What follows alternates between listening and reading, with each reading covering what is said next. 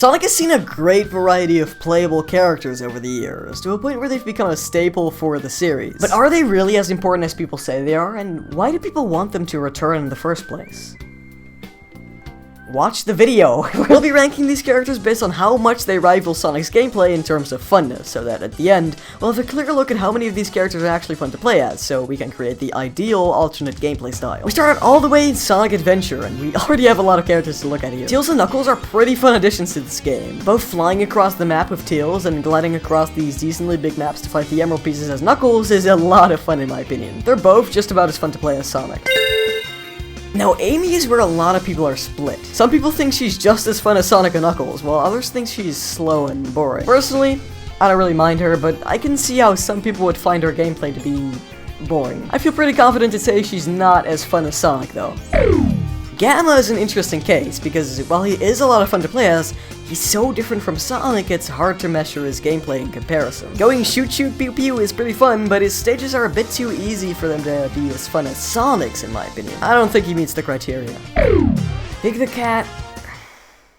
I don't even have to say it. SA2 only features two extra gameplay styles, the mechs and the treasure hunting, neither of which are as fun as the speed stages. Don't get me wrong, I don't mind playing as them, but Sonic and Shadow definitely steal the show here. Every team in Heroes is the exact same gameplay, but even here, I'd argue some teams are less fun than others. Team Chaotix, for instance, their gameplay is completely based off of doing these Eggman missions. Not as fun as blasting through the levels with the other characters. Team Rose is also so easy that the game just becomes boring, so I'd say only two of these get rejected and the others are fine. Wait, do you hear something? I think I'm hearing... No, wait, no! Sonic 06 has a lot to go over, so let's make this a speed round. Tails, too slow to be fun. Also, his dummy ring bombs are the worst attack imaginable. Knuckles completely butchered in this game. His combat doesn't function and he drops like a rock when gliding. Rouge, same thing, and her bombs are annoying. Omega, slow, clunky, and the combat is boring. Silver, throwing boxes is a little lame, and the lack of Sonic-like abilities makes him not as fun as Sonic. Amy, this isn't even worth a joke. All we're left with is Sonic, Shadow, and Blaze. Shadow is kind of fun in my opinion, mostly because he shares most of his moves with Sonic. It would have been even better if he also shared the bounce, but right now, he could easily match 06 Sonic in terms of enjoyment. Keyword is 06. Blaze is also fun to play here, arguably even more so than Shadow, mostly because of her homing and fire spin ability. I don't think most players would mind playing as her more often. Unleashed had the Werehog, which... Okay, well, it's not as simple as that, because some people actually really enjoy playing as the Werehog, arguing it's just as good, if not better, than the day stages. Yeah, and my dad is Santa Claus. I don't think the Werehog isn't fun, but compared to the day stages, yeah. Sonic Generations, of course, had Classic Sonic. Now, it was definitely a lot of fun here, but let's just say there's a reason why most people replay the boost stages more. And finally, Sonic Forces. Classic Sonic's just worse than Generations, so that's getting an automatic reject. The Avatar was kinda neat though, since it's a different take on Sonic's already existing gameplay. Which is basically just running in a straight line in this game. So, yeah, I guess it does rival him. So if we run the numbers...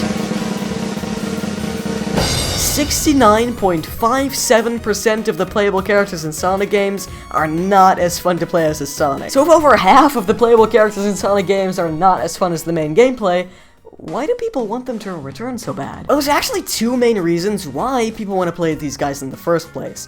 What are these reasons? Well, first off, it's just plain nostalgia, because it mostly has to do with the love people have for these characters. Tails, Knuckles, Amy, Shadow, many of these characters and their gameplay styles are beloved by the fanbase, so it would only make sense that the outcry for their return would be so huge. Since this era was really the golden age of 3D Sonic, a lot of fans who grew up with this style desperately want to see Sega do more with it. It also has to do with how much potential these characters have. A lot of these characters only got their time to shine in very early 3D Sonic games, so with more modern game development technology, you can just imagine how much potential there is in seeing them return. A lot of Sonic fan games have already proven that these characters could work extremely well with a refined moveset, so seeing this in an official game would be a dream come true. It's also simply been a long time since we got to play as series staple characters like Tails, Knuckles, and Amy. These characters are supposed to be a part of the main four, but in terms of gameplay, but we rarely ever actually see them included. Sure, they're always present in the stories, but never in the main campaign. The second point is variety. Say what you want about the Werehog or classic Sonic, but they gave variety to the gameplay in a way that Sonic alone could never do. Variety is something that the adventure games didn't lack, to put it lightly, and since those games were widely considered as the best 3D Sonic games,